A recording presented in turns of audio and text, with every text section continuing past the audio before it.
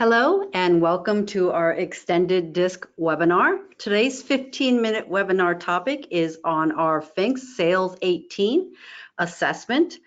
Joining me today is my colleague, Markku Kaupinen, President of Extended Disc. Hello, Christina, and hello, everybody. Thanks for introducing me. I always forget to say my name. I am Christina Bowser, and I'm the Training Director here at Extended Disc. As you guys all probably know, we do record this. We'll be putting it on our extendeddisc.org website. And as always, because of the time that we have, while we welcome your questions, we don't take them live. So just put them in the question section and we will follow up after the webinar. So let's get to it. Yeah, let's get started about Sales 18. I'm excited about this product.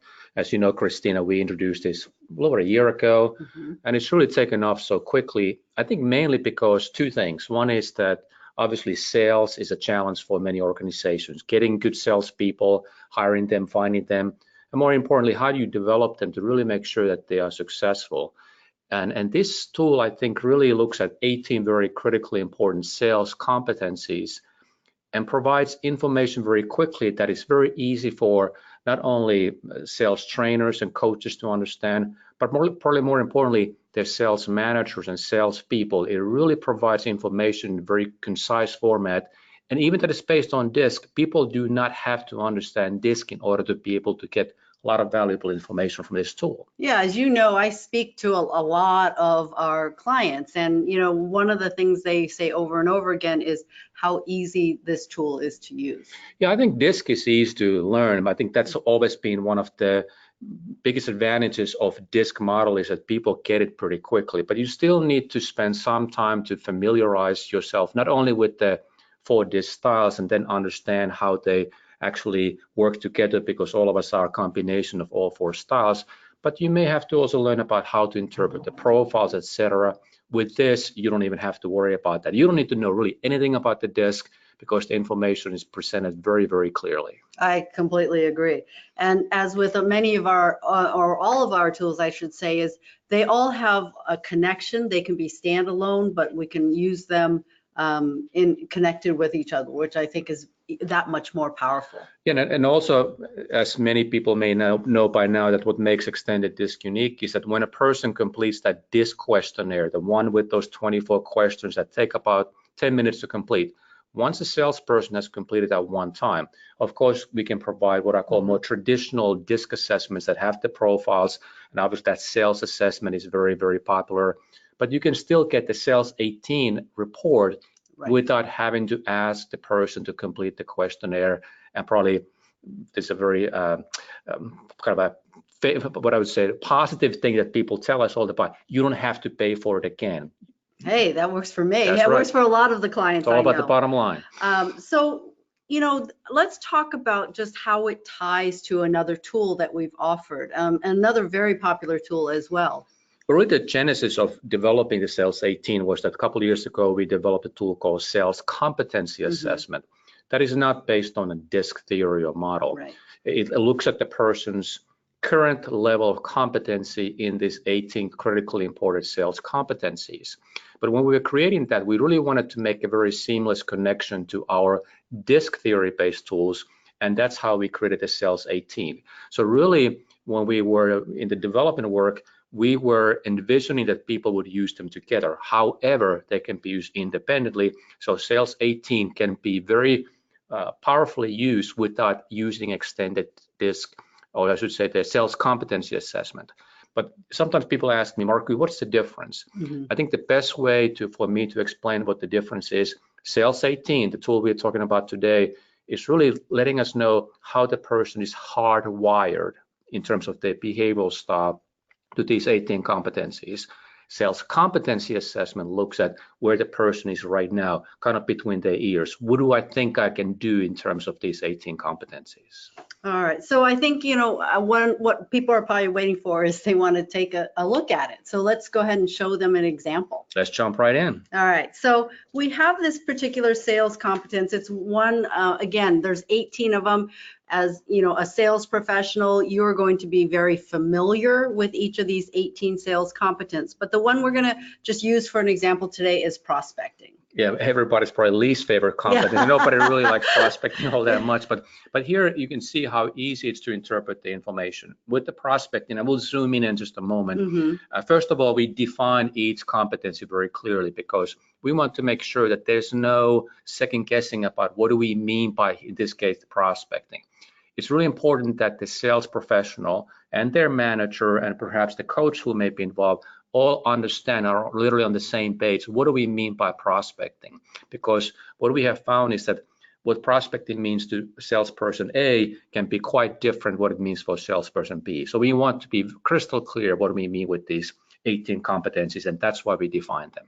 And what makes it the FinxS Sales 18 is that each of these competencies is represented with one page. So I'm going to ask Markku just kind of narrow it down and give you an example of how we interpret these behavioral competencies. That sounds good. So here we have just a couple of these competencies that make, I call them behavioral dimensions, that really make up the overall prospecting competency, like actively networking and so forth. What we would like to see ideally is that person would score these +5s all the way to the right, and what color is that, Kristen? I'm colorblind, so I never really got. It's like a dark fuchsia. Oh, dark fuchsia. Okay, I'm learning something new. The dark fuchsia is what you would ideally have. If you had the top salesperson in the world, they would score 5s on every one of these behavioral dimensions that fall under prospecting. In the real world, that's not going to happen. So that's the ideal. The rectangle squares, are they squares or rectangles? That's what the person is actually scoring. So for example, actively networking, the ideal score is 5. This person actually does very well. Their score is 4. So we have a 90% match with that behavioral dimension. If we look at some other ones like, let's see what we have here. Keeping the conversation with the customer alive. This person probably is not as a very high I style, so they have more of a challenge with that with -3. So we only have a 35% match with this particular behavioral dimension under prospecting. And and what's great about it is, even though Markku identified, keeping the conversation with a customer alive, he knows DISC, so he can say, oh, that sounds like an I style I couldn't help myself, right? And they're not scoring as high on it. But if you don't know DISC, you still can understand and interpret the results. I'm so glad you brought that up because my DISC knowledge got on the way. But that's exactly it. Now the person, the salesperson, the coach, the manager knows, hey, this is an area that if it's important, that's what we need to focus on. Doesn't mean that the person cannot do it, but when the gap is greater and the match is lower, it simply means that it's going to take concentration, it's going to take effort. This is something that I really need to actively develop if I want to improve in this area. Yeah, and actually one of the feedbacks that we get from our clients was not only did they like each page about a particular sales competence, but within prospecting itself, they could further narrow down these behaviors and just zero in on what they are looking for. Yeah, really the idea with the tool is, ultimate goal is, how do we help salesperson to sell more? How do we help them to become more successful? So we really want to provide a clear roadmap in terms of what are the things I need to improve. Now, when we have a great match like we have on the third one, cold calling to book sales appointments, this person is 100% matched there. That's fantastic news. The only thing I would say that you may want to be a little bit cautious that you don't overuse that behavior because it's so comfortable to you. Right. You like it, you want to do it, and you may actually put a little bit too much weight on some of these behavioral dimensions if you are so comfortable with them. And for me, sometimes I get overwhelmed by all these percentages and numbers. And what I love is this match percentage. That's really the key to the whole tool. Now we're looking at prospecting, and again, remember there are 17 others, 17 other competencies that we will provide this match percentage. This individual gets a really good score of 81% match. I can tell you, Christina, that's a good score. Anything over 67%, I consider something being a true strength for the individual. So this person, the bottom line for prospecting is 80% match. Great news. If I'm the sales manager, I'm excited about this if prospecting is important right now. If it's not, if it's something that is not that critical to the person's success right now, while good news, it's not going to have a huge impact on the present success. So I'll probably look at some of the 17 other areas more carefully. So, again, just to reiterate for all you sales coaches out there, all you sales managers, what's so powerful about this tool is it's just one questionnaire that the person takes, and from it you can generate many types of reports, including the sales 18. Yeah, at a very quick glance, you get lots of information about the salesperson, how they're hardwired for sales success. So when I start looking at these 18 competencies, looking at the match percentages, in fact, how I do it, I look at the bottom line first. So if I were to look at prospecting, I look at the match percentage first. Okay, 81%, great news. Maybe some other area like qualifying, I make it only 27%. That might be a red flag there, but I do want to help the salesperson improve. Then I begin to look at all the behavioral dimensions, these, what was it, fuchsia? Fuchsia, yeah. And where the rectangles fall, and begin to identify those gaps so I can really create a clear plan for success for each and every salesperson in my sales team. Right. I think the one thing we always mention too is that what this information does is it doesn't predict your success. It doesn't take into account, your experience and skills that you've already acquired. But what it can help you do is to understand why you may not be as effective or how you can develop yourself further. I could not said it better. That's good job, Christina. It's my boss. He teaches me well. But again, we have a clear scores about all of these 18 competencies. We never talk about DISC. We're looking at numbers that all our people understand. So very clearly identifies what are the areas that are my strengths, what are my development areas, and then I can develop a plan. How do I want to, and what do I need to do to become more successful?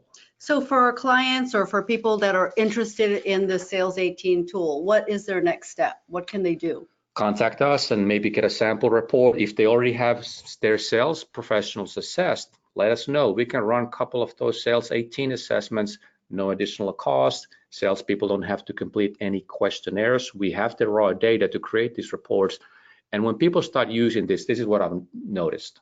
People get it right away. I agree. And then once they have this information, especially the sales managers, the VPs of sales, I need to have this information because otherwise I'm flying this team kind of without instrumentation. I need this data to understand where we are right now and what do we need to do to improve. More importantly, if they tie to the sales competency assessment, now you have all that other information. You get a very complete picture about who the salesperson is, not only in terms of their hardwired sales behaviors, but their current competency level, their sales mindsets, and of course, my favorite, that sales excuse index. How many excuses is that salesperson making? I want to know right now. All right, well, thank you, Markku. Any final thoughts?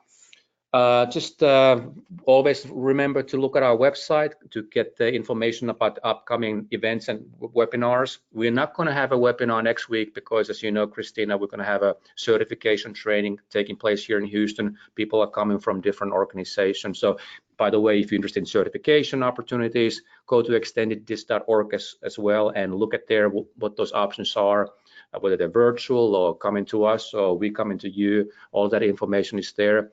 On the top toolbar on the right, there's the events tab. Click on there to sign up for future webinars.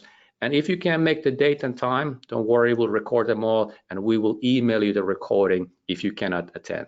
However, we do have a webinar the week after that, so please join us. I think it's very relevant. It's identifying DISC styles virtually. So much of our interactions now do not occur face-to-face. I bet this webinar is going to be fully booked because so many people are asking about this one. How do I identify the styles virtually? Because like you said, those face-to-face meetings are becoming less and less rare. All right, well, thank you. More and more rare, I should say. Oh, true. Yeah. More and more rare. Well, thank you for joining me, Markku. Thank everyone for joining us today, and we will see you next time. Sounds good. Thank you, everybody. All right.